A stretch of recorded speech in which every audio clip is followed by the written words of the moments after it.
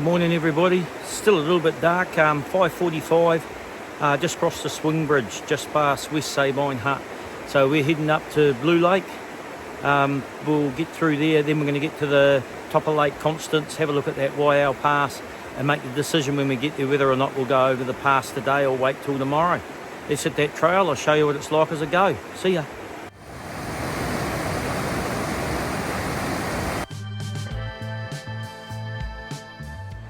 So we're just heading up the valley now, and as I mentioned, I've already done the Traverse circuit.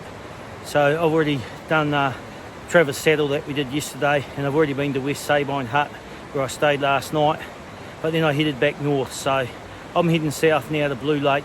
This is all uncharted territory for me now, never been here before.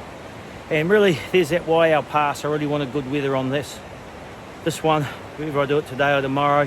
And then there's Stag Saddle, the highest point on the TA, and you walk into Tekapo. It's another favourite spot of mine.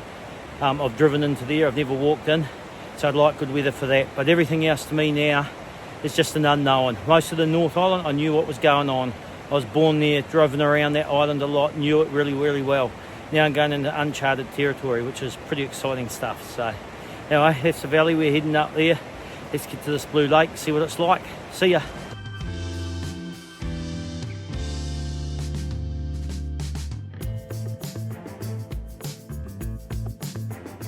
Man, how beautiful is that? Early start, the moon's still up. You come along here and just look at this gorgeous waterfall down the side of the cliff. Just magic.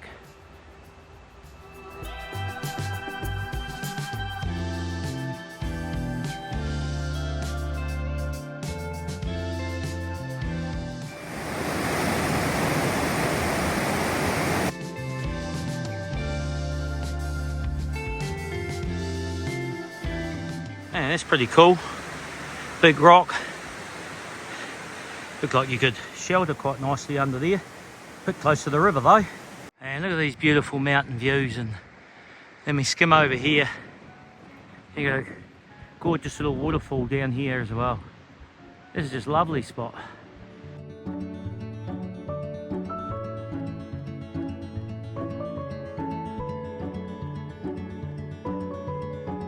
Sometimes it pays to turn around and look behind you. And this is the valley I've come up. You can see this river. We've climbed a fair way, and that has just been rapids the whole way. Not one point did that river level out and go quiet. It's just been roaring the whole way I've been walking up it. But absolutely gorgeous. This is what I came here for.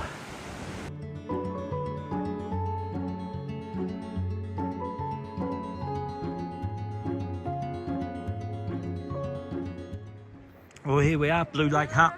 Been chatting to the locals and the hut warden there. I'll show you inside in a minute. And the Blue Lake, apparently I just go up there and hang a bit of a turn to the left, and it's not going to be far up the track before I get over a bit of a saddle and we get our first look at Lake Constance. So had a little rest here, we'll get moving. So here we go. It's actually a lovely little hut, and I really like the sleeping arrangements. A bit more private really, rather than having everybody next door to strangers the whole time. And yeah, good tables, heaps of bench space. So there we go, I really like it. Anyway, let's go and check out this lake.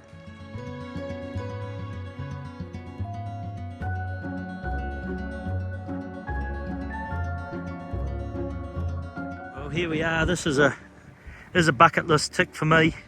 I'm at the clearest fresh body of water in the world. Sadly, with a moderate wind, it's just rippling the surface, but you can probably see that sort of green tinge in that. It's just so jolly clear, even with that rippling surface. They ask you not to go any lower than this long grass here. They don't even want you to sort of walk down on that short grass near the water's edge. So obviously when there's more rain, the water comes right up to here, and they just want to try and keep that purity. But it's sort of interesting. We'll get up to Lake Constance, and this lake is fed from Lake Constance, but there's no river. It's all underground. That's why it's all sort of naturally filtered before it gets here, and that's why it's so clear. And then the outlet goes down over there, and that's the river we walked up today. So just beautiful, beautiful spot. Weather forecast today, going over the Waiau Pass, cloudy today, partly cloudy tomorrow. So we'll still get there. I haven't made my mind up yet. I haven't actually seen the pass, But looking up here, everything's looking pretty clear at the moment, so we'll get over there and we'll make that decision. 6 to 8 hours, so that should get me there somewhere between 4:15, 6:15. All right, we'll get moving. Bye. So there we go, first view of Lake Constance. I reckon's an hour away.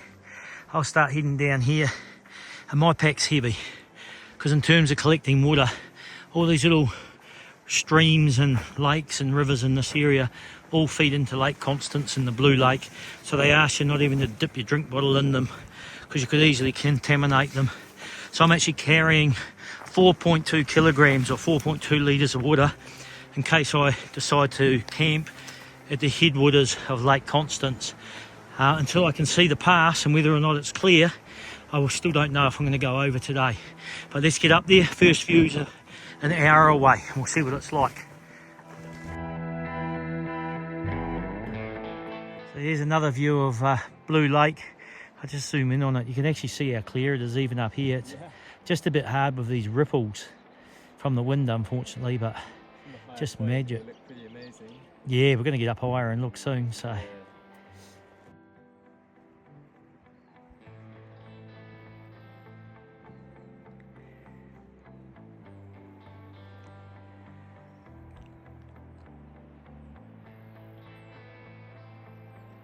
There you go.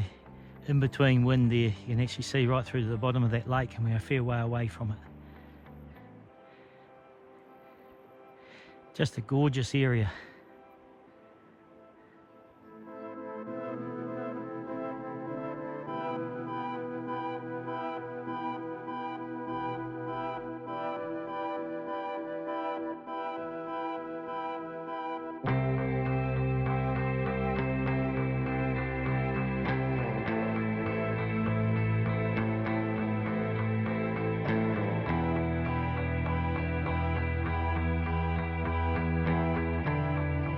That's our first look at Lake Constance. You can see down here, there's the landslide that cut off the river between that and the Blue Lake lower down. So there's all that gravel, that's what the water filters through to get down to the Blue Lake. This is going to be a solid climb, this one. Straight up the scree there. We can see some markers maybe, but there's another hiker working their way up there. A lot younger than me. It's going to take me a while, especially with 4.2 kg of water. Okay. Let's get on with it then. I did read a book with a guy from Europe, and he was right into his water painting and that, and he did the TA, and every trail angel got a painting that he'd do, and he actually tried to go down this other side of Lake Constance. You can see they're pretty flat the whole way, but I think the water levels must have been a bit higher, and there was one section, maybe it's this bit down here, he's trying to scramble around the cliff, he said, and he ended up falling in the lake, which is a bit of a no-no when they're trying to keep everybody out of it. But it was quite a good book. He hiked it with a couple of younger ladies from Europe as well. So if I find the details, I'll put the link to that book in this video in case you're interested in having a read. G'day everyone. Just a little shout out too. I know a lot of people who are watching me also watched Gnarly Adventures last year, Judy and Nikki. And those two ladies, I was really impressed with them. I've never met them in person, but watching their videos, they had a much tougher time than I did on trail to this point. I remember them in their up to their ankles, but also up to their knees and up to their elbows in mud on Radia Forest. Fell out multiple times down the Wanganui River on the kayak. All stuff that makes it tougher and less pleasant. And I'm on a section right now climbing over Lake Constance. And poor old Judy, she had a fall somewhere here and really badly twisted her ankle. And somehow she finished this hike on a pretty damaged ankle. It must have been so painful for her. That lady's tough and she's got resilience. And I watched their check-in video a few months after they finished the whole TA, and that ankle was still giving her trouble. So nothing but respect. Shout out to you. Nikki did make one comment on one of my videos in the North Island, so I'm not sure if they're still watching my series, but if you are, well done both of you. Real inspiration to me, and thanks for documenting it. It really helped me plan mine, and I hope that I'm doing a good enough job to help some other people get through it as well. Well done. Let's go. Well, I've got a pretty steep descent down here to get to the head of Lake Constance. And I can't believe I'm actually looking at it with my own eyes. But this is the Waiau Pass. I can't believe I'm about to attempt it. If I zoom in here, there's the path. You just see that little track across the screen. And looking at the weather and the time, I'm probably going to give it a go and see if I can get over there today. Unbelievable, I just can't believe I'm here. I've only ever seen this on an iPhone screen, a TV screen, or in books. Man, that waterfall starts right at the top there, and that's just water just seeping out of the rock, keeping that flowing. Well, we're just in this big bowl in the middle of the mountains now, right down the bottom. And there's only one way to get out.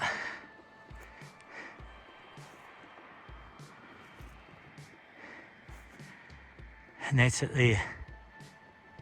You can just see the path starting to go up. Let's get on with it.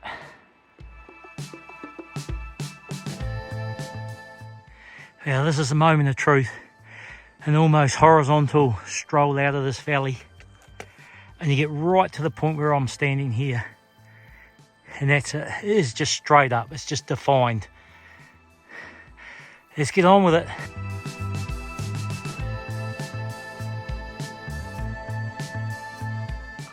Well, from that marker down there, it's only about 10 metres up. That was tough. That scree was just sliding everywhere. You'll start to see a bit of a path across now. That's the one I zoomed in on from down the bottom. And there is one other hiker up there. You just see him. But this is a false summit. It looks like you're about to reach the top up there, but you're not. You'll get to that point and there's a higher point in behind it. We've still got a flat bit and then a fair bit of climbing once we get over that peak there. We'll keep going. Well, I've been going for 50 minutes and this is the false summit. It doesn't look too bad. This is what I can see now. I think we're just going to sneak ourselves up there somewhere. We'll follow the track. Let's get to the official summit, eh? Woohoo! There we go. There's the Waiau Pass right through there. Probably see the marker poles going up. And if I turn around, some people would said they've camped up here. It's on the south side. And just down by this rock down here, there's a bit of a flat spot. Some people have pitched tents down there. Apparently they can even get the pegs in the ground. But you got to have plenty of water with you if you do that.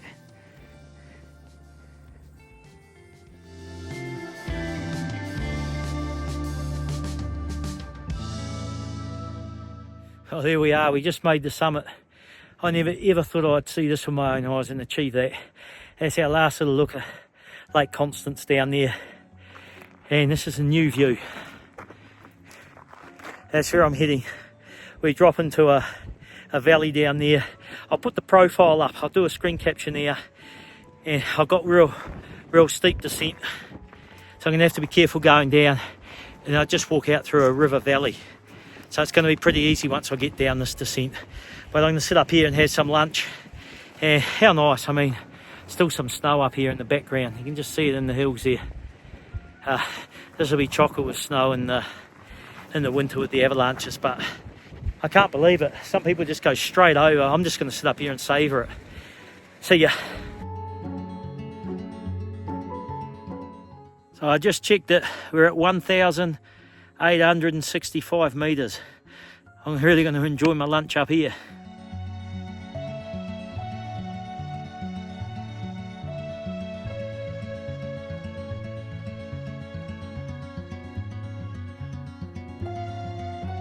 So just looking at the map, that's the valley we're going to go down there. You can see the river in the bottom of it. And we just find our way out down that valley. Still some beautiful views up here though, just as far as the eye can see. There's the summit just up there, just to the left of that little peak. And if we swing back around past the valley where we go out, I'm just looking in over here.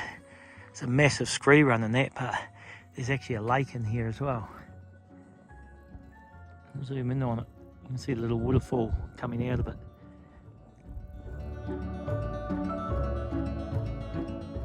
Camera probably doesn't show how steep it is, but it's a pretty rugged descent down here. Got to be really careful.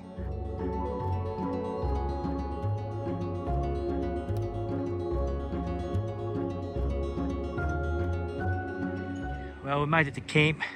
It's amazing, these rivers are flowing and it's just snow melt and just water in the cavities of the rocks up at those mountains that are keeping them going. Anyway, we made it here. It's an unofficial camp. You've got to use your shovel, dig a hole if you need to go to the loo. And there's a little fire ringing that there, so I'm just going to be settling in here for the night.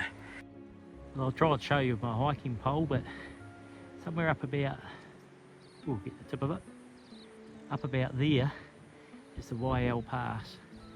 And we had to come along and sidle along here, and come in behind that range, and we actually dropped down over here and came down this valley. Because if you look over here, we couldn't come straight down from the pass because there's just sheer cliffs all through here. Well, final thoughts for the day, just filtering out a bit of water. Just standing on the edge of this lovely little river. And this is the camp space at the junction of the two rivers. And it should be about 4 hours from here down to the next hut, which is Waiau Hut. And I might actually try and push through and get to Ann Hut tomorrow. It'll be about a 36k day, but there's no real elevation. Time-wise, if I do it in the time they say on the trail, it'll be about 11 hours or so. So if I get up and leave early, put me in a position where I could possibly walk out the day after tomorrow, which would put me miles ahead of schedule. But I'll just do it and see how I feel. There's been 2 tough days getting over Travers Saddle and then Waiau Pass today. And I thought it was rugged today. That scree today was a lot tougher than Richmond's and tougher on my gear. Like there's a hole in one of my boots and one of my hiking poles, just the tip broke. So I can still use the pole a little bit.